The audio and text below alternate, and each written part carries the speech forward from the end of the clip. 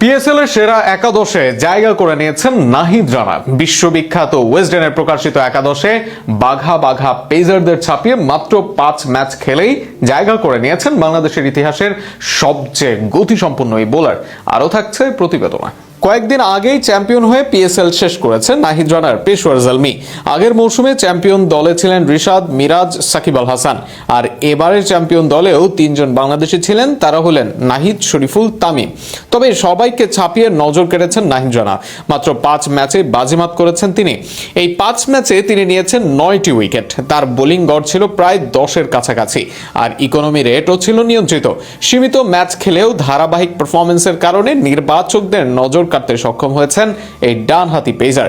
তবে পিএসএল এর প্রকাশিত সেরা একাদশে জায়গা হয়নি নাহিদের। হয়তো কম ম্যাচ খেলার কারণেই ঘটেছে এমনটি, কিন্তু বিশ্ববিখ্যাত ওয়েস্টার্ন ঠিকই যথাযথ মূল্যায়ন করেছে নাহিদকে। বাংলাদেশ নিউজিল্যান্ড সিরিজে অংশ নিতে ঢাকায় ফেরার আগে 4 ম্যাচেই তিনি দারুণ পারফরমেন্স দেখান। পরে আন্তর্জাতিক সিরিজ শেষে আবার অনুমতি পেয়ে পিএসএল এর ফাইনালে দলে যোগ দেন এবং সেখানেও প্রভাব রাখেন। ওয়েস্টার্ন ঘোষিত এই একাদশের নেতৃত্বে রাখা হয়েছে চ্যাম্পিয়ন পেশওয়ারের অধিনায়ক বাবর আজমকে। তার সঙ্গে ওপেনিং এ আছেন সাহিবজাদা ফারহান। উইকেট রক্ষকের দায়িত্ব দেওয়া হয়েছে শ্রীলঙ্কার কুশাল মেন্ডিসকে।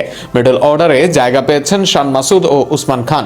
অলরাউন্ডার হিসেবে দলে অন্তর্ভুক্ত হয়েছেন শাদাব খান ও অ্যারন হার্ডি।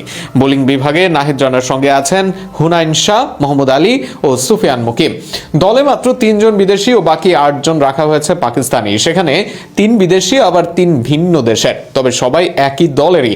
পেশওয়ারের হয়ে ফাইনাল খেলা হার্ডি, নাহিদ, মেন্ডিস 3 জনই জায়গা করে নিয়েছেন ওয়েস্টার্নের এই একাদশে।